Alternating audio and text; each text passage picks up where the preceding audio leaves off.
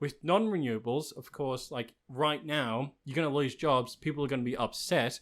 But then for the long run, it's going to be good. It's going to be fine. So shut the fuck up, anti-climate change believers, you bitches. G'day everyone and welcome to the Improv Sensation. If you're a returning listener, hey, welcome back. Thank you for sticking around and listening to our rubbish and what we have to say. If you are a new listener, hey, how's it going? My name's William Butler. I'm 18, I'm single and ready to mingle. That sounds terrible. Whoa, you're a bit optimistic there. And I'm here with my intrepid co-host, Jack Morgan. Why, thank you, Will. Yes, He's also 18, single, and looking for the tingle. Thank you for the shout out. Yes, I am Jack. I am the co-host of the show with William. And today we're going to be talking about nature and wildlife. Ooh, this is right up your alley, Jack. This is your area of expertise. I suppose so, yes. I do dabble in the natural environment quite a fair bit, including a lot of bushwalking and bird watching in particular. I'm a big birder, as you might call it.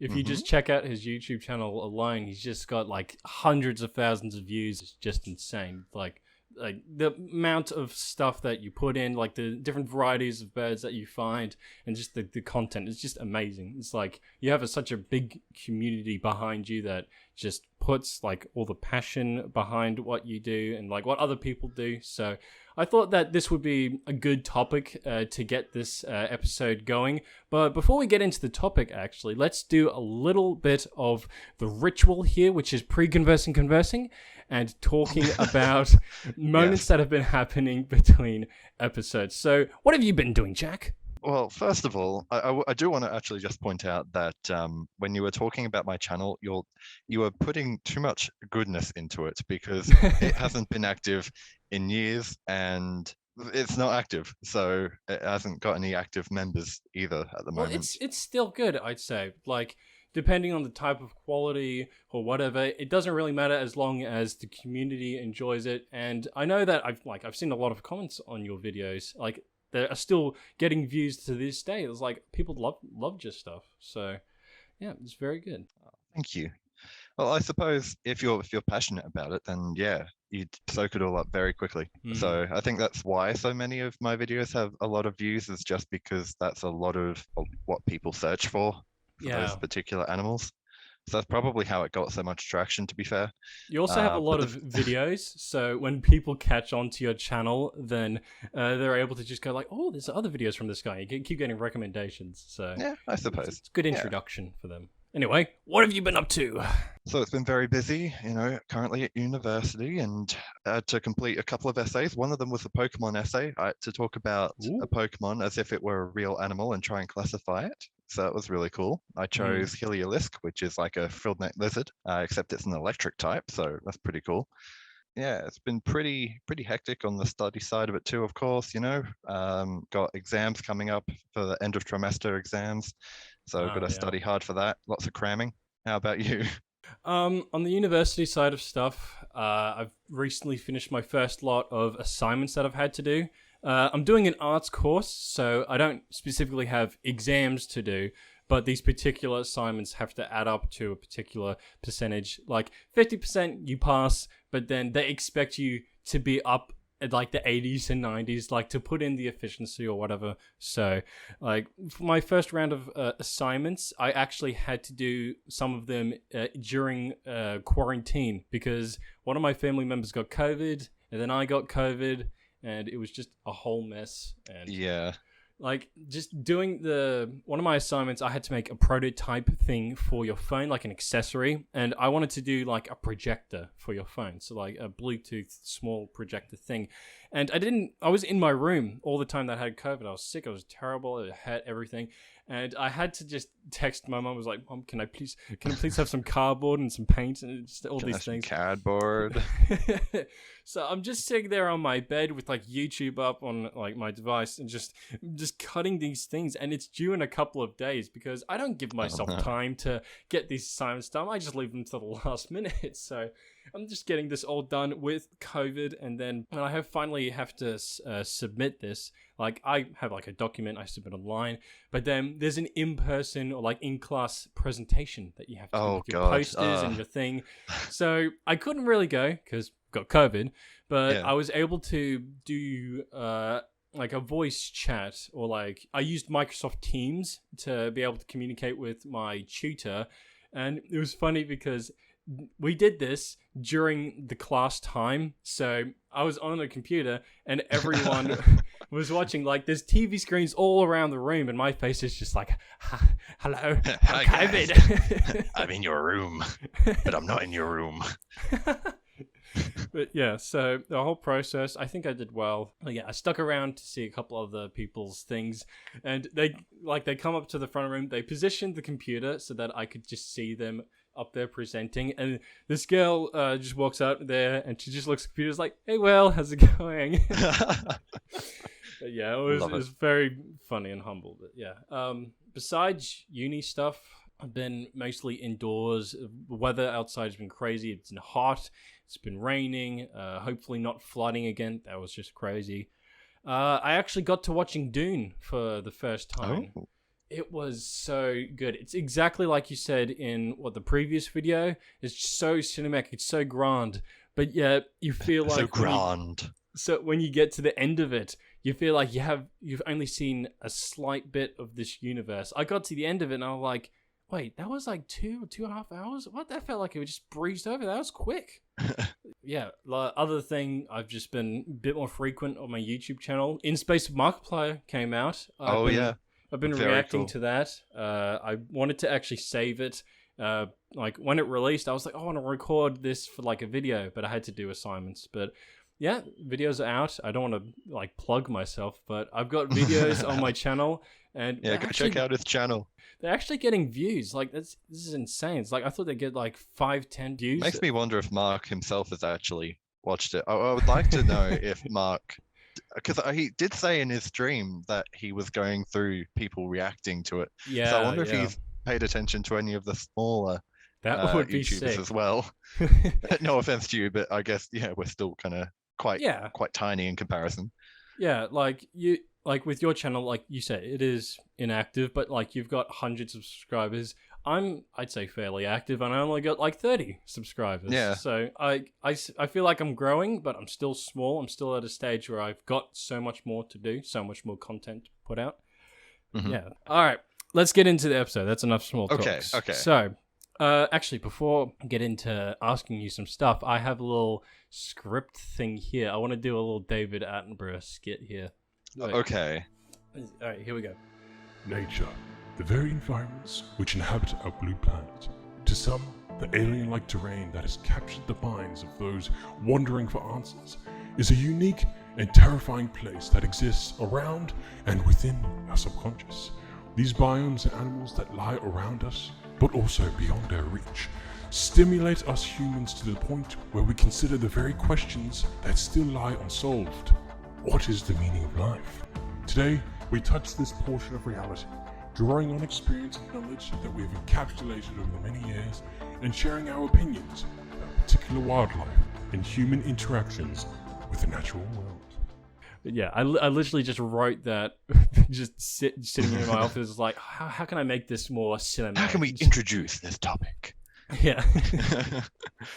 Yeah, before we get into like recent experiences or opinions about modern day type of things, I want to actually go back to the earlier points of our life and early experiences of our interaction with nature and wildlife. So if you have any specific moments or experiences where you were actually driven to wonder about the mysticalness which is nature.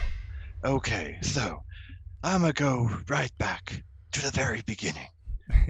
In a world where Jack was a mere little orphan, not an orphan, but a little child. What have you been telling me? You never knew. So as a kid growing up, lived on a farm, and I would go to the movie store where you could hire DVDs and everything, as we were talking about in a previous episode. And I I would go and hire all of the wildlife documentaries. So I'd hire, all the David Attenborough. I still have pretty much all of them on DVD at home. Nice. And I think that was one of the biggest things that got me into wildlife, is definitely being absorbed in the documentaries. I loved Nigel Marven's Prehistoric Park, absolutely amazing. Oh yeah. And I love the prehistoric stuff as well. Walking with Dinosaurs is a must watch for those dinosaur geeks out there. And yeah, absolutely obsessed with David Attenborough's documentaries. What an idol, I must say. And happy 96th birthday to David Attenborough 96. this week. Wow. Yeah. Like, did you know that him and the Queen are only a couple months apart? Like, Really? In their Wow. age, they're only a couple months apart. Wow, it's like 96. I mean, my goodness, he's had such a full life. And like, he Yeah. keeps on doing the stuff that he does. But I guess when he eventually gets to the end of his life, touch wood, like, he'll feel like he's fulfilled stuff. He won't fear like the end, I think, because he's done I'd so imagine. much. Like, he like so encapsulated with the process of nature and stuff like that. And he's know that he's lived a long time. It's a full experience. So yeah, he's an amazing man. He's such an idol. And Yeah. like you were talking about Prehistoric Park, I think, and there's a new documentary I think that's coming out. It's a David Attenborough one. Prehistoric Planet. Yes, it's about like dinosaurs, the CGI that Yeah. they do. It's just so good. And I think with that one, they have realistic dinosaur sounds that are not like the roar from Jurassic Park or stuff like Yeah. that. It's like actual sounds that the animals made. Like that's incredible. Like, technology has brought us to this like stage where we're able to understand what they sounded like. That's insane. It's crazy to think, like, T-Rex doesn't roar. I don't think its vocal capabilities would allow it to roar. So it's weird how media has made us think dinosaurs all roared, when Mm. reality, I don't know. I'm sure there might be a couple that could kind of roar, but I don't know if they can actually roar.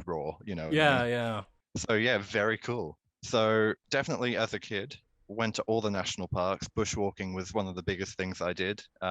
I have fond memories of doing bushwalking with my grandpa out in the Blue Mountains, which was very nice, and seeing the Three Sisters. And my grandpa was a bit of a nature person as well. I mean, he had all the field guides as well. And every time we'd stay over at his house, I'd be opening them all up on the floor and going through each of them and looking at the photos and reading about them and their distribution and everything. And I That's loved sick. it. I absolutely loved it. Yeah. Yeah. How about you? For me, earlier memories of nature, I guess being in the bush. Like, for those of you who don't know, before I lived on the mid-north coast, I was like born and raised in Victoria, and it was like when I was 2 or 3 years old, we moved up here, and we were building a house in a new real estate area, like green fields. It wasn't really like the bush, but like it was just being built there, so we had to live somewhere else while that was happening. We were at this house that was like 20 minutes away, and we were renting it out, and it was partially in the bush, and I just have distinct memories of like lighting a campfire, or like my parents lighting a campfire, not me, not when I'm like 2 years old. Kidding match. Get it like Elon Musk's flamethrower out. It's like. And another thing that happened, it was a couple of years after the house was built. There was this boy that lived close to where we lived. He was around the same age as us. I'll probably bleep it in the recording, but Jack, his name was. Yep. I know that name. Yeah, what should we recall him for this recording? Like Gus. Gus. All right, let's call him Gus. All right. So Gus and I, we would just hang out, and at the time there weren't many houses around that area. It was like half foresty, a lot of trees and stuff. And we would used to go to this specific place where this horse would be, and we would just sneak around to this little like cubby type thing we used with sticks and flowers and leaves and stuff to cover it. So it was like a little hidey place. And then we would bring like carrots and stuff. And then there would be a horse to come over, so like, "Hey mate, what are you doing?" And we'd break off a carrot and we'd just chuck it at the horse. But not even like drop it at the tree. It's like, "Fuh." Just yeet it at the horse. Yeah. Here, have some food. Better eat it. And That's all you're getting today. And I remember we would just be there for hours, and then it would just get so dark. They would be like, "Oh crap, we gotta go home. We can't be here anymore." Yeah, that was fun. And then like years later, all of that would be cleared out, and then a house would be put there. And I would just look back at the times that there would be like a horse there, and we would just hide out there. But those types of things are just like child adolescence, just like messing about in like nature and like with animals. And like there's like a freaking horse, like the horse-sized horse, and you're throwing fucking carrots at it. But yeah, that's earlier memories, so that's pretty good. What about recent memories? Because I do know that you actually went on a couple of expeditions of yourself. Yes. Okay. So I'll start off with the one that I went to last weekend, which was the Big Bushfire BioBlitz. So that's a BioBlitz, which is like survey hunt for all the different species you can find within a certain time period. So it was over the weekend, and it was to kind of compare the difference between the post bushfire affected areas from the 2019-2020 fires and the non-affected areas, and trying to weigh up how much species diversity there was between the two spots and what species are recovering and like returning back to that habitat and which ones aren't there. Interesting. So that was very cool. Got some really notable species. I got to see three juvenile yellow-faced whip snakes. There was a orange-backed froglet. There was also quite a chunky lace monitor too, which is really cool. Got to see a couple of orchids. Love orchids. They're amazing. One of the best plants. Yeah. And then we did some nighttime spotlighting as well. Got to see a squirrel glider and ringtail possums. Oh, did they like fly like overhead of you, or were they like on the trees? The squirrel glider was just climbing around in the trees, but I'll get to last night actually, when one did actually do that. I saw it fly into a tree closer to me. It was amazing. I don't think it was a squirrel glider. It looked a bit smaller than that, so it could have been a baby bat. No, not a bat. No. One of the other ones, or it could have been a young one. But yeah, anyway, so the bushfire BioBlitz, that was really cool. Met some very, I guess, significant people, including actually one technically famous person. Oh God, what was his name? It was Costa. Costa, yes. So I think he's been on quite a few gardening shows on Australian TV. Yeah, he's Gardening Australia, his main one. Yeah, Gardening Australia. My mum loves watching Gardening Australia. It's like whenever it's on, it's like I was like, "Oh, family, come watch this," and like we'd all be into it. It's like so good. But when I got your message that you were going to this BioBlitz, and then the next day I look on Facebook, and you link this video from like Costa, and it's like, "Oh, I'm here on this BioBlitz." And I'm like, what the fuck? Wait, is he at the same place Jack is? Like, what? And he's like, oh, the mid-north coast. I was like, what? I was like, oh my goodness. Yeah, it was crazy because the thing is, I didn't even know he was going to show up because I was actually leading Team Birds, which is a group just focusing on looking at birds in the area, and I was out doing one of those walks. So I came back when he had finished and he was wrapping up, and in the end of that video you can see me and like a couple of other people standing around in a kind of semicircle, and he points the camera to us, and I wave and like put my thumbs up in the background. For people on YouTube, we've just put a clip of that up now. But yeah, that's incredible. I showed it to my mum, and she was like, "Holy shit!" It's like that's Costa. Oh my goodness! And it's like that's Jack in the Back, and it's so cool. Yeah, I wish I could have been there for that whole vlog because that was when they saw the whip snakes as well, which I got to see after they finished their vlog. But yeah, Costa, such a nice person. I know I'm going on a bit of a tangent now about Costa. No, it's fine. But he's gone from just being on gardening shows to, I guess he's always been kind of representative of the community. Very representative for especially different concerns and matters within like the environment and like in science as well. So conservation is a big thing that he's really proactive for, and it's really great. And he's such a nice person. Unbelievable. He's so genuine, and he's enthusiastic about it, and it was absolutely amazing. One of those humans that doesn't have to fake things or whatever. Yeah. He's just such a genuine guy. Like some relatives of mine went down to this big gardening expo thing. I think it was in Sydney or Melbourne, and I think they just ran into him. I was like, they were talking with him. Such a nice person they were talking about. Yeah, I didn't get a selfie though. Yeah. I was gonna ask that as well. I was like, oh, did you get a selfie with my man's? No, I was like, oh yeah, I'll just let him be. I don't want to be that kind of the fanboy that's like, oh, can I have a autograph or a selfie with you? It's just like, yeah, I want to kind of Just be just cool casually about it. talk and yeah. So yeah, and then I can switch over to yesterday, in fact, which was the 14th of May.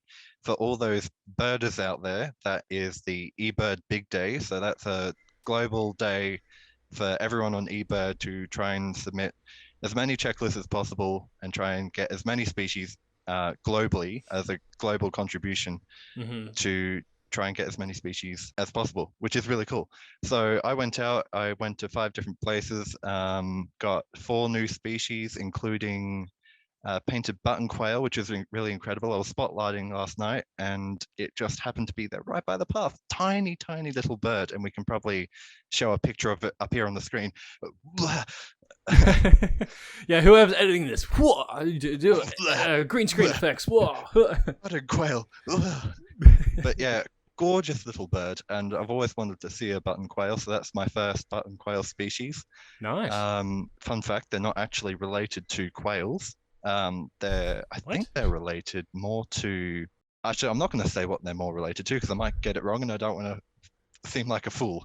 So, It'd be fine. It'd be fine. so that was really cool. And then earlier in the day, I went to Yarrick Nature Reserve, I believe it's called. But anyway, there I got to see 3 species that were lifers as well. So a lifer is a species you haven't seen before. Okay. So that was really cool. So I got 4 new species, which is very good. And I've now got over 300 species for New South Wales.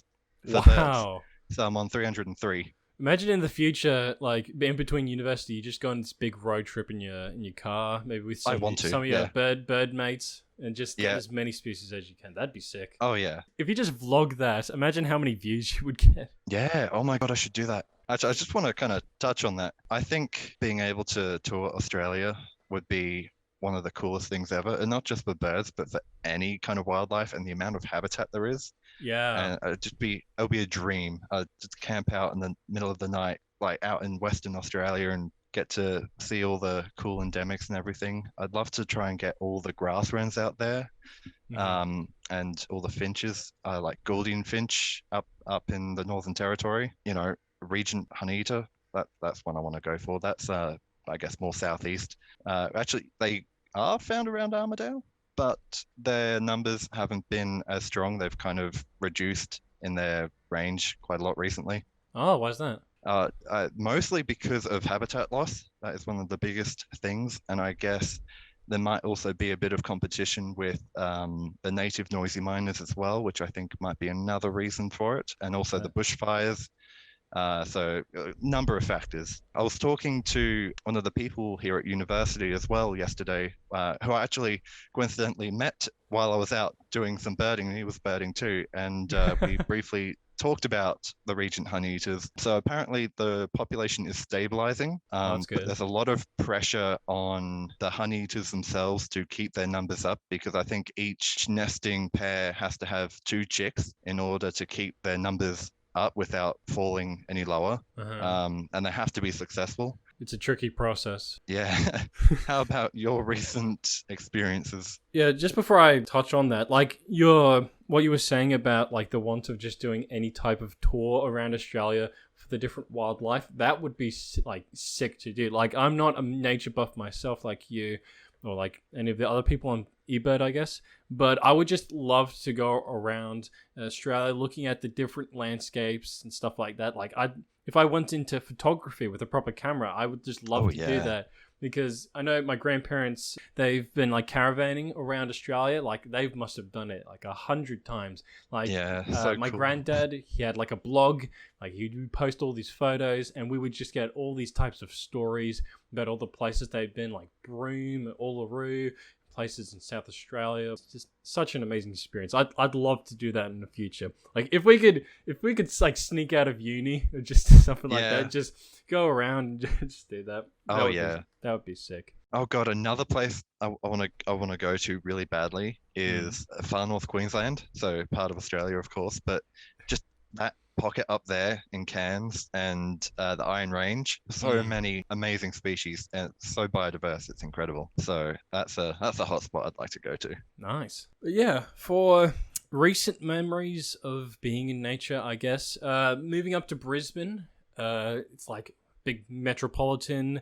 It's a big mix of like inner city. It's like giant skyscrapers. It's just pollution. It's like people smoking or whatever. And then you get to like out of the outer ridges of like the main river, I guess. It's just like mainly houses, busy roads, but like houses and schools and stuff. The further you go out, the more of Australia you feel, the more trees that are everywhere, the worse the streets get. I'd say there's a place called Mount Cootha. Like you drive all the way up there in your car, and a big lookout there. You can see the whole city and all of like the houses and stuff. It's an amazing view.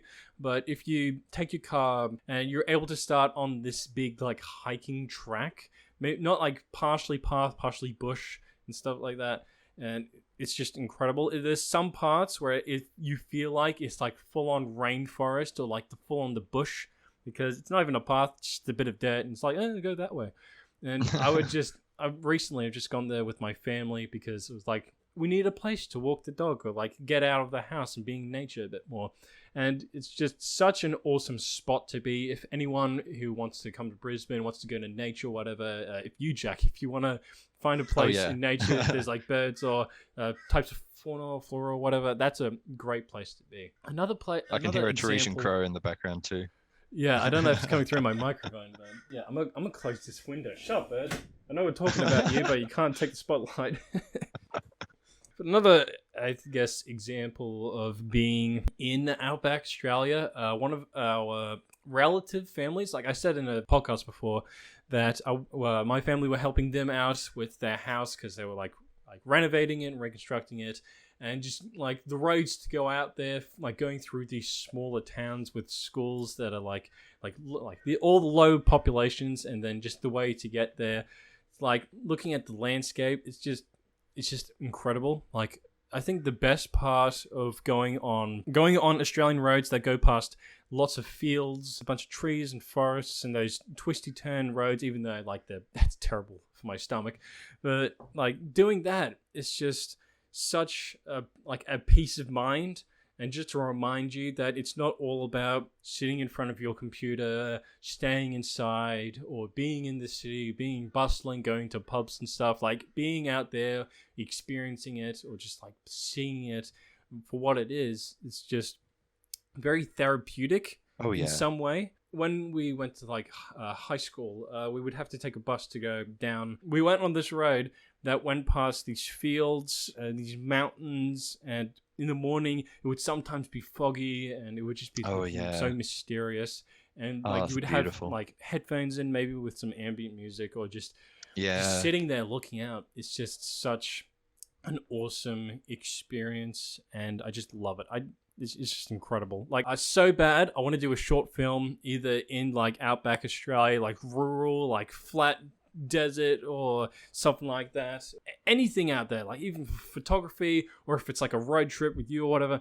Like, I just want to be out there. It's so sick. Oh yeah. Honestly, listening to music and looking at the scenery out the window of a bus is one of my favorite things to do on a bus. It's beautiful.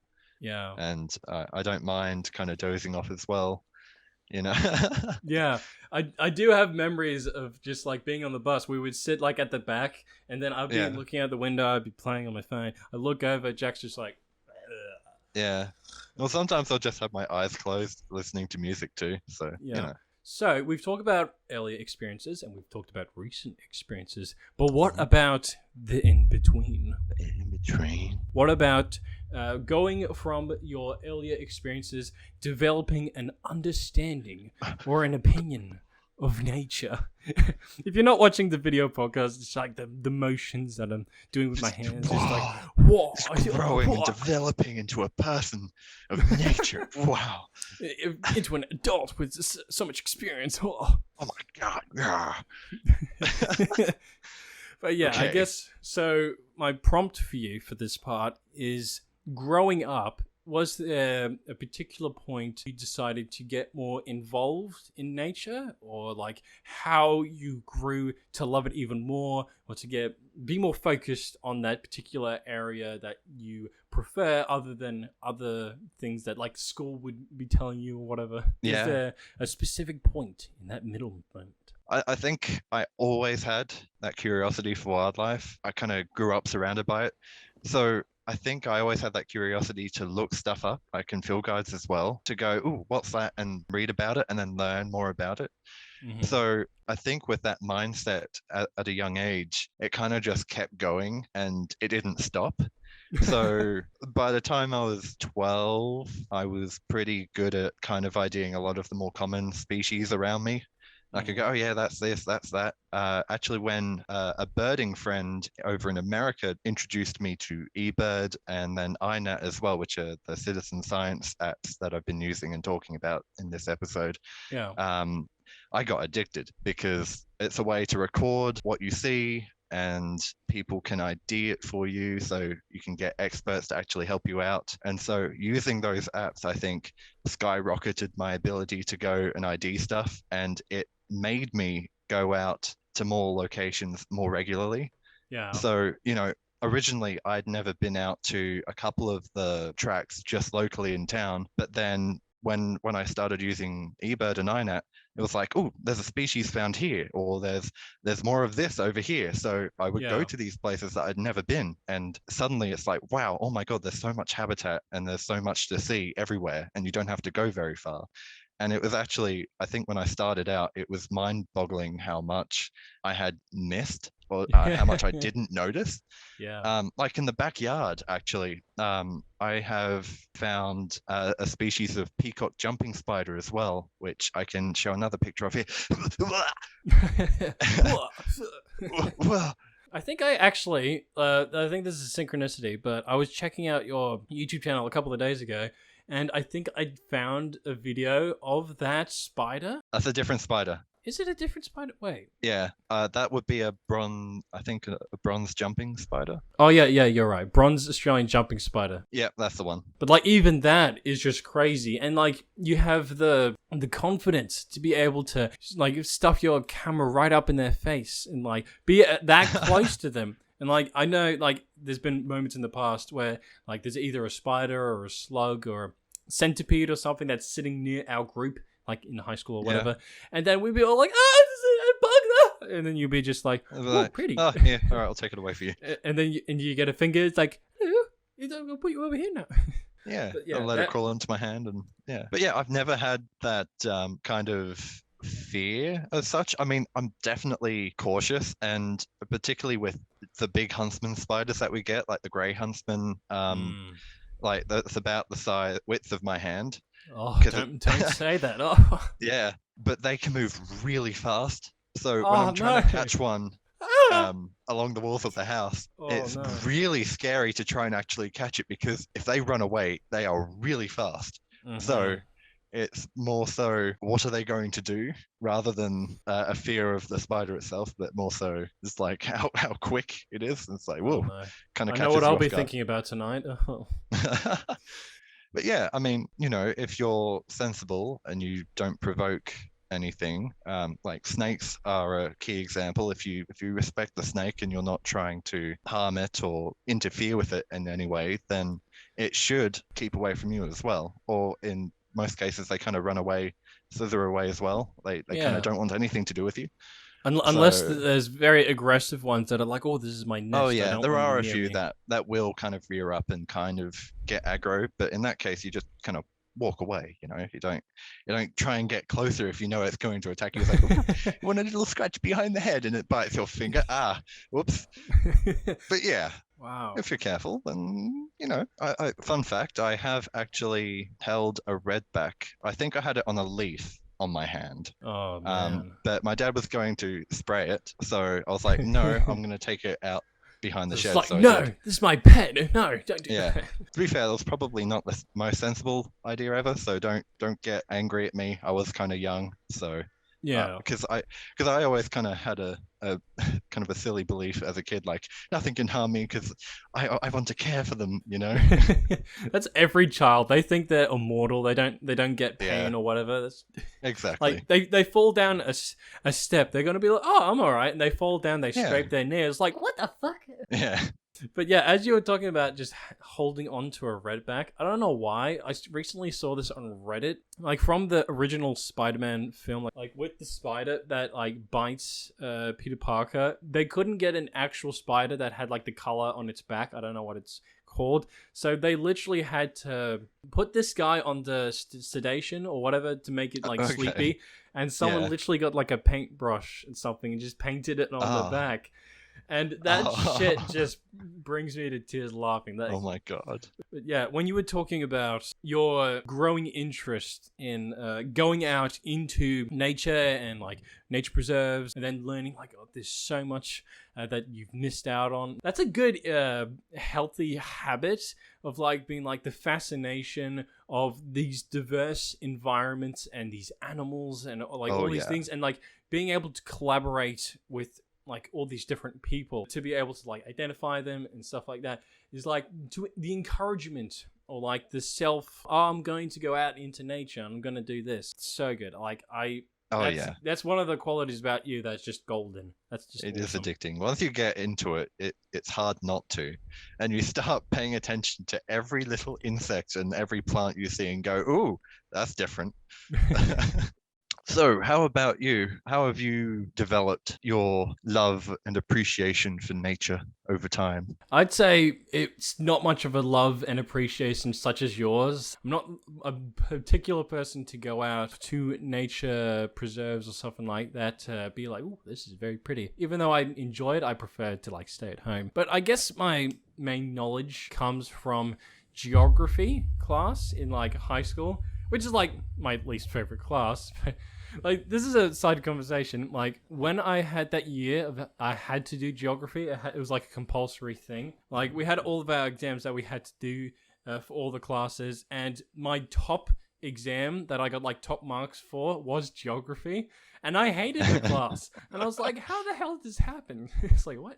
I think like the main knowledge from geography class that I particularly took away and like I hold in my like conscience all times is like the human impact of like nature and like how humans are impacting the environment, particularly with climate change. Yeah, like for particular things like the ice caps like melting and like bushfires happening and floods occurring and just like the temperature going like higher or lower, stuff like that. I totally believe that is like human like centered, like their effect on it. I don't know how to specifically say it, but like you know how like companies like they emit fumes into the atmosphere and for, like they've been doing for decades, and like decades ago like they knew the effects that they were having on the environment and they didn't say shit. People were trying to like hold rallies like we got to stop these people, and they're like, oh no, it's fine, you want these products, it's all fine. But then they fucking lied to the public about like these emissions, and it's not gonna go back to what it was years ago. It is going to keep on changing because I think people have a mixed understanding of what like climate change is. They think it's like we're putting fumes in the air and now it's going to make the temperature rise.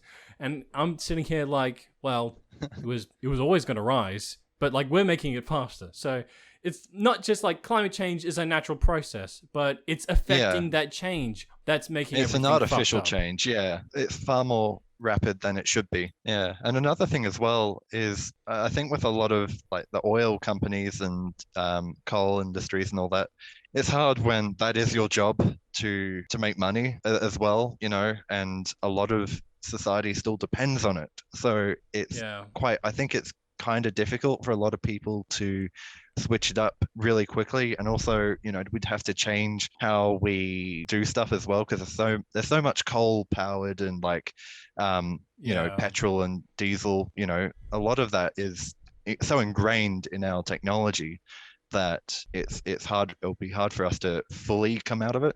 I mean, we're making a good way with electric cars at the moment and other electric powered stuff, but still it feels like it's in its baby stage. It's not as fully fledged as I'd like it to be, I think, at this point. I just don't think it's coming fast enough. Yeah, a good point is that even with electric cars, when you're powering them, it's not all renewable energy that's generating that electricity. So yeah, it's still coming from coals and gases and stuff like that. And if you look at the percentage of how much solar energy is being produced by like companies and whatever, it's astronomical. There's a lot of energy waste that comes out of like the energy production. So even if you have like a bunch of solar renewable energy that's coming into your business, you're just like, oh, this is too much. We'll give it to like a town that actually needs it. But then that's also too much for them. So this is exactly the moment where we have to do that transition period.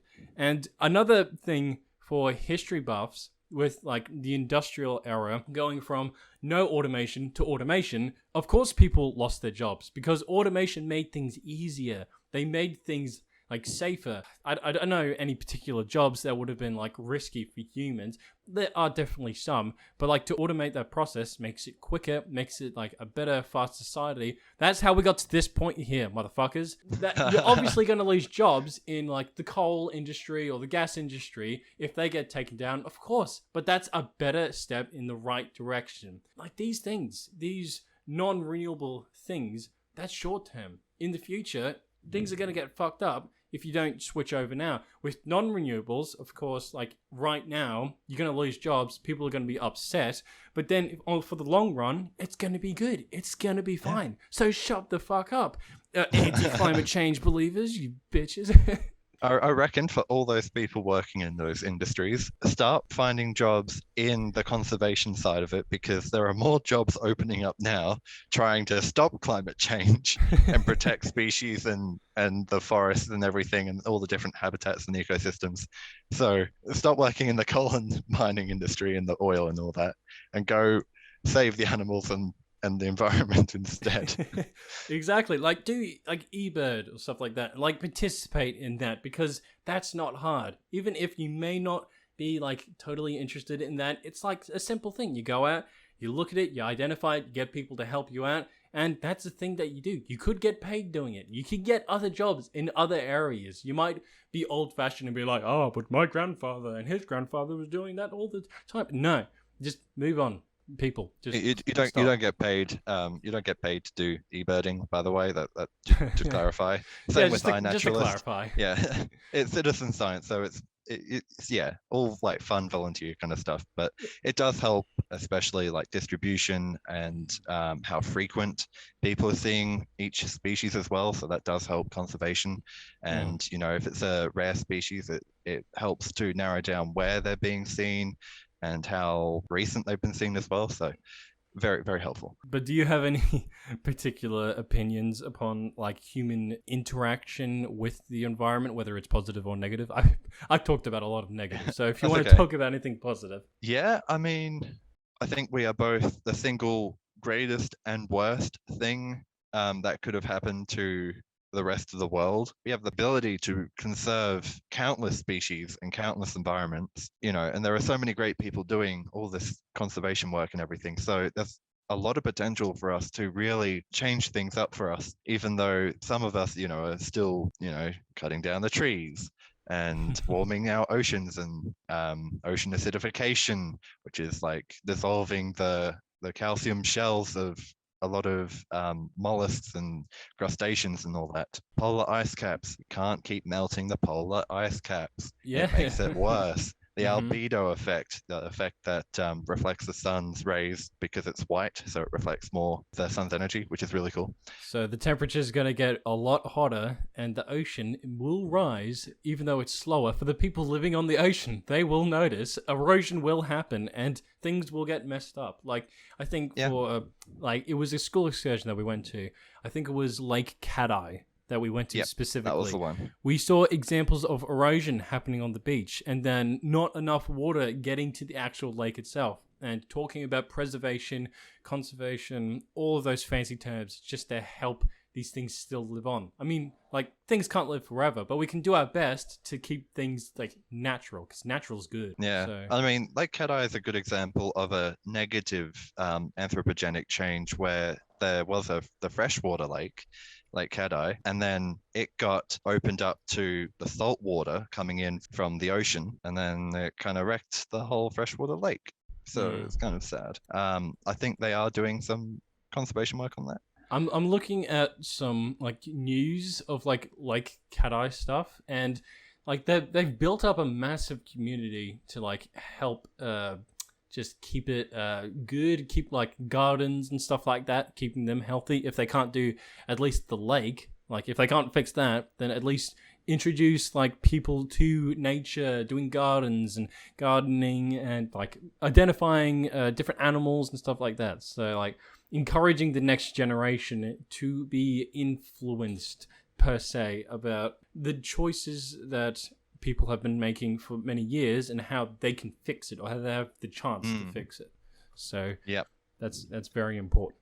So this has been going on for a little bit. So before we get into our improv game, we just want to finish it off. Do you have any particular favorite animals or locations in Australia that you've been to or you want to go to? Maybe the world, maybe different animals in the world. Well, I can't say I exactly have a favorite animal. I think that would be impossible to answer because there's so many.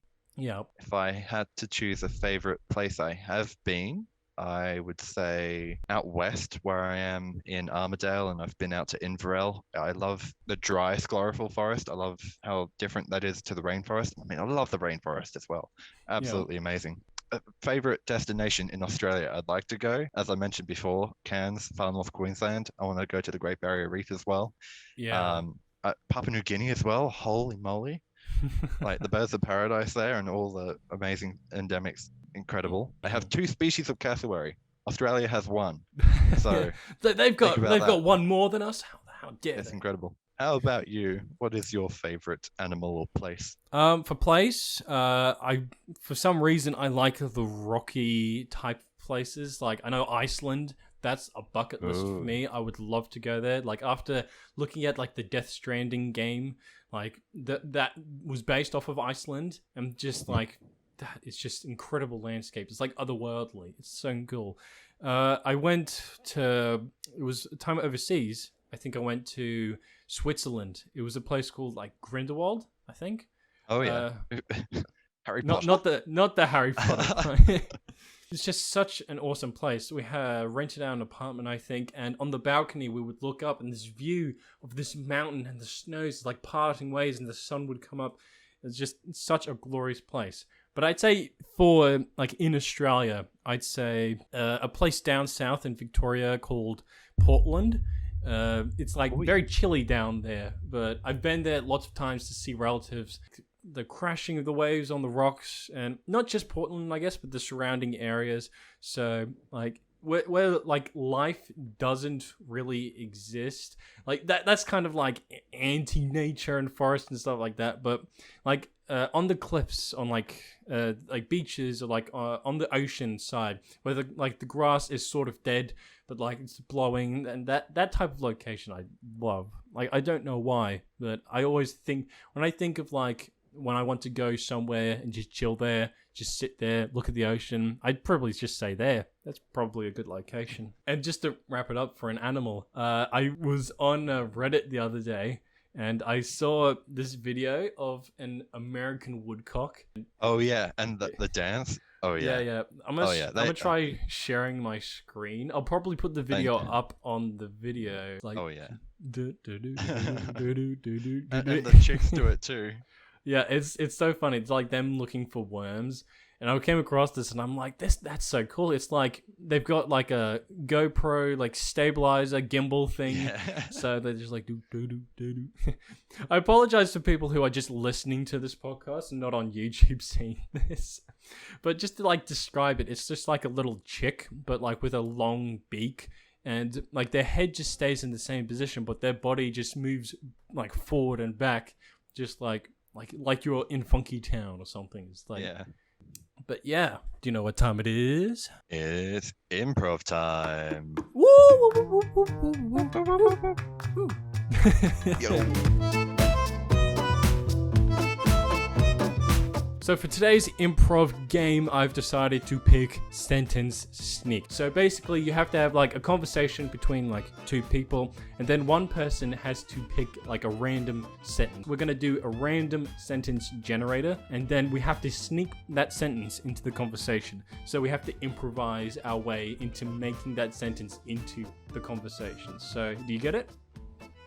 Yep. Alright, so let's get started. So Jack, you generate the first sentence for yourself, and I'll initiate this story by, how did you enjoy your time yesterday in nature? Well, yesterday I thoroughly enjoyed my time, going down all the walking tracks, kind of immersing myself into the wilderness. It's very nice. It's a good getaway from everything else. Did you see a lot of animals? I did, yeah.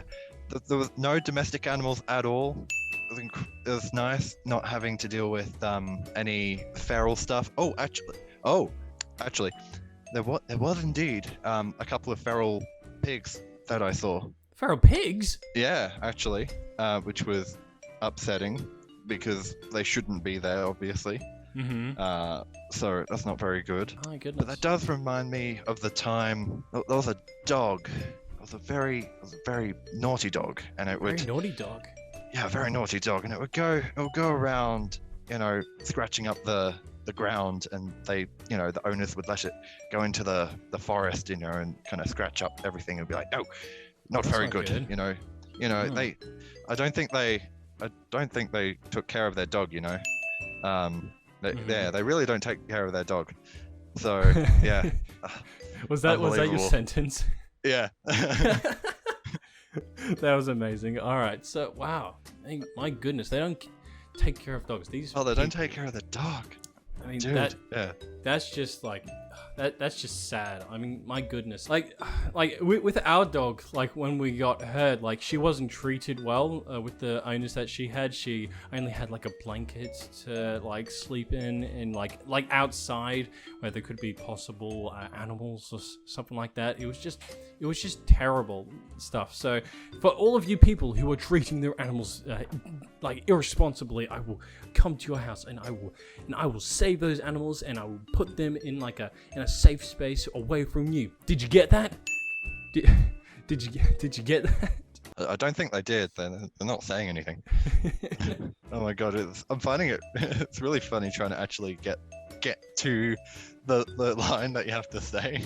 Yeah. Trying to weave your way through it. Trying to. Yeah. But yeah, that's just terrible. I mean, my god, the way that they just treat animals these days. Like we talked all episode about like keeping animals safe, like conserving the natural environment. Like these people just come here and it's just terrible.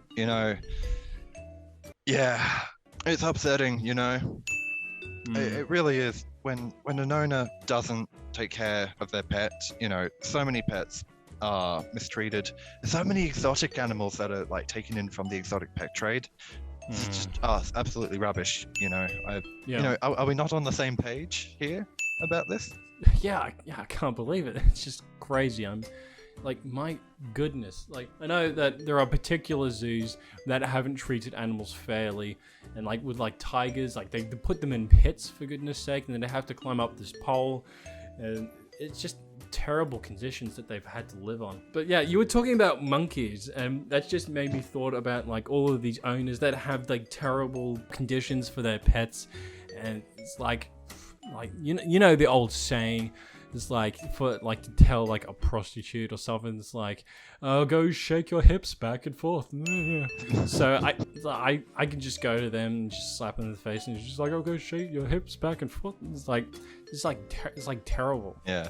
Oh yeah. By the way, I slipped in my second sentence there before. Are we not on the same page? Yeah, I recognize that.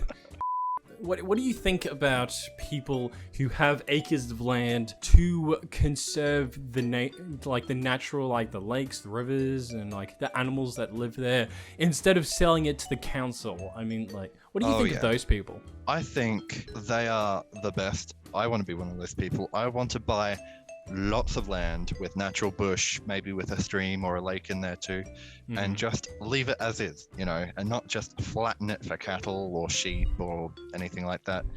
And I think in England as well, they actually pay farmers to keep wildflower meadows so that they can keep the biodiversity of insects up, which That's is really cool. good. And so yeah, I think to have some natural bush is the best thing ever, because I find it so boring when it's just field upon field upon field and there's nothing interesting to look at. Maybe an occasional cow off in the distance, or a tree, a single tree, just one going by, Yeah, and then But, that one yeah, cow no. sitting under that one tree, Yeah, sitting down with sunglasses on, just reading a magazine. Is like, the movies. Yeah, that's beer in hand. God. Like, oh, these people feed me too well. Oh, I'm living my life out in this lovely field. all of these retirement enrichments, all of these benefits. My goodness, like, man, God, those it's like they're cows paying in the me other for field, something. these cows in the other field, boy, they're like they're living in Yeah. hell. Yeah.